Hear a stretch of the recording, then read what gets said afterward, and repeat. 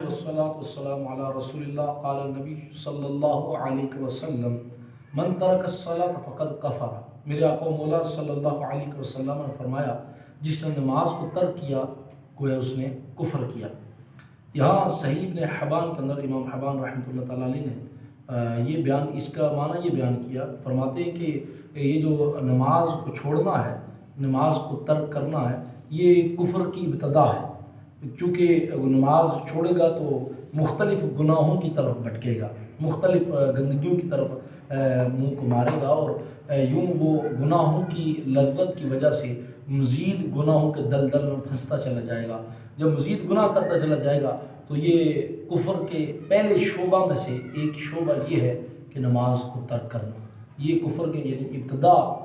یہاں سے ہوتی ہے کہ نماز کا تارک بنے۔ پھر آہستہ آہستہ وہ وقت آتا ہے یعنی بے نمازی کے اوپر کہ وہ پھر جب اس میں پختہ ہو جاتا ہے اللہ اور اس کے رسول کی نافرمانی کے اندر، یعنی بے نمازی پن ایسا ہو جاتا ہے اس پہ کہ وہ نماز کی طرف اس کا دل نہیں کرتا، نماز کی طرف اس کی رغبت نہیں بنتی، تو اس وجہ سے، اس سبب سے وہ یعنی نمازوں سے دور، مسجد سے دور، جس کی وجہ سے اس کے اوپر کفر کا اطلاق کیا گیا۔ اور یعنی کہ بعض لوگ جو نمازوں کے اندر تو آتے ہیں، یعنی آپ نے دیکھا ہوگا کہ مساجد کے اندر عشاء کا وقت، فجر کا وقت، اور اس طرح ظہر و عصر اور مغرب کا وقت متعین ہوتا ہے، گھڑیوں پر گھڑیاں لگائی گئی ہوتی ہیں، ڈیجیٹل واچ وغیرہ، اور آج کل یعنی کہ لگی ہوتی ہے دیواروں پہ مساجد کی بھی۔ تو یہاں پہ لوگوں کی یعنی سستی کا یہ سلسلہ ہے کہ کچھ لوگ آپ دیکھیں گے کہ مسجد کے اندر آ کر عین نماز میں پہنچتے ہیں، نماز جاری ہوتی ہے۔ کچھ لوگ آپ دیکھیں گے کہ جو آخری رکعت کے اندر آ کے پہنچیں گے، اور کچھ کو آپ دیکھیں گے کہ وہ مسلسل ہی اسلام پھرنے کے قریب ہوتا ہے اور وہ پہنچتے ہیں یہاں تک اسلام پھر جاتا ہے۔ تو یہ باجماعت نماز کیسے بندہ پہنچے مسجد کے اندر، اس کے لیے میں ایک عرض کر دیتا ہوں۔ یہ طریقہ کار یہ ہے کہ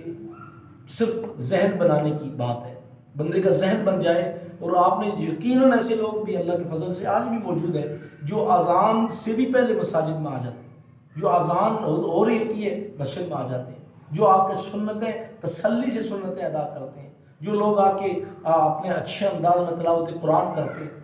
تو آج بھی صرف باجماعت نماز میں شامل ہونے کے لیے کوئی کسی قسم کا نسخہ، کوئی کسی قسم کی سائنس لگانی نہیں پڑتی، فقط یہ ہے کہ بندے کا ذہن بن جائے کہ میں نے تکبیر اولیٰ کے ساتھ شامل ہونا ہے، ہر حال میں ہونا ہے، تو انشاءاللہ بفضل تعالی۔ اچھا، بعض اوقات ہم نیت کر رہے ہوتے ہیں اور بعض اوقات ارادہ کر لیتے ہیں کہ بھئی ہم نے یہ نیکی کرنی ہے، نماز باجماعت ہم نے پڑھنی ہے، ہم نے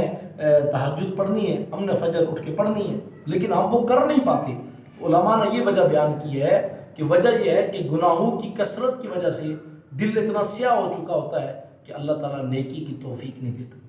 اللہ تعالیٰ اپنے حبیب کے صدقے ہمیں اس محرومی سے بچائے، اور اللہ تعالیٰ ہمیں صوم و صلاۃ کا پابند فرمائے۔ آمین بجاہ النبی الامین صلی اللہ علیہ وآلہ وسلم۔